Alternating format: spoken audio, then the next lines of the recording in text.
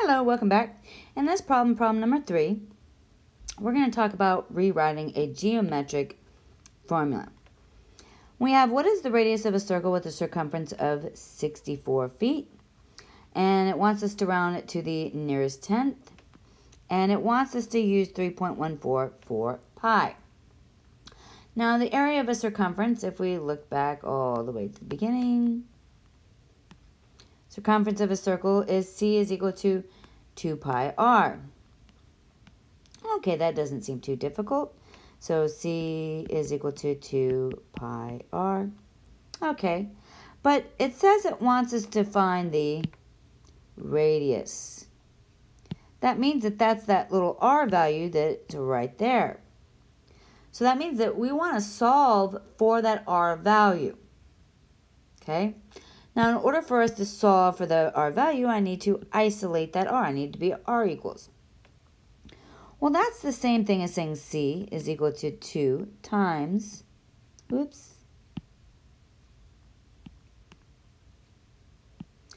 that's equal to 2 times pi times r. Well, these are multiplying. These are all products. Since they're all products, that means that I can divide them. Now, I can also mean that I can group 2 pi together. Okay?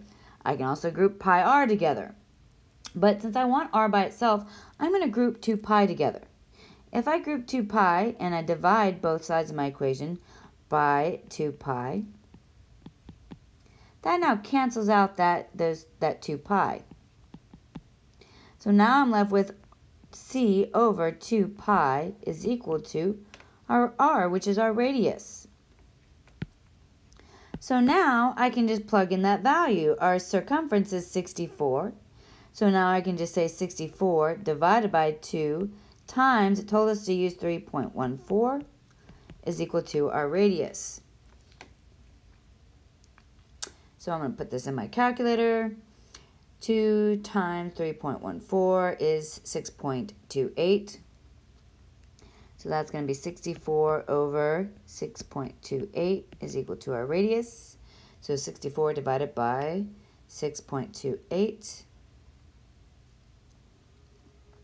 which r is going to equal approximately 10.19. Now it's a continuing decimal. So we want to round up, okay, because it told us to round it to the nearest tenth. Nearest tenth is the first decimal place there. So r is going to be equal to 10.2.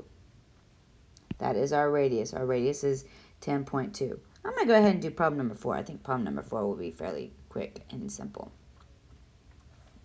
I'm going to give you a second to read through the problem. And actually, I would love it to where if you think about it, to take a moment to try to do it on your own.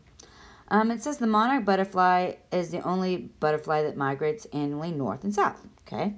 The distance that a particular, we're talking about distance, that's a key word, that a particular group of monarchs and butterflies travels is shown. All right. We got Indiana to Mexico, and the distance is 1,700 miles. The typical butterfly takes about 120 days to travel one way. We want to know what the average rate at which a butterfly travels in miles per day. We want to also round it to the nearest mile per day. Now, we have the word distance, so that means that we're going to go back and we're going to look at our formulas. And we're looking at distance traveled, so that's this formula here, distance traveled, which is D is equal to RT. That's our formula. So D is equal to RT. R is the rate. So that means that we need to solve for R. Just like before, this is like saying D is equal to R times T. That means that I can separate these two. They're products. That's like A times B is equal to B times C. Okay, it's the same thing.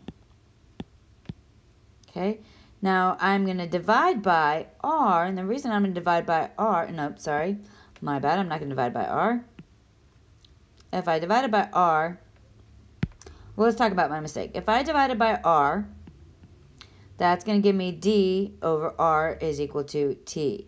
That's time. So time is equal to distance over rate. Now we want to isolate for r, so that means I'm going to divide by t.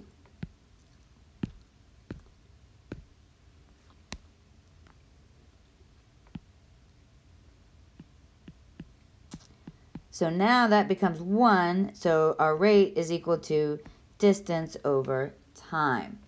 Okay? Now we're not done. It told us we went 700 miles, that's our distance, 1,700 miles, over our rate, or time, is 120 days. So time, so t is 120, our d is 1,700. Okay, that will also help us write this out. So then that's going to be 120 is equal to r. We're going to simplify. So we wanted to round it to the nearest mile per day. So that's going to round to approximately 14. Okay? So it's 14 miles per day. And let me talk about do some other examples. I'm going to do some of the other problems and the other equations and formulas in the next video to talk about how to isolate them. All right? See you then.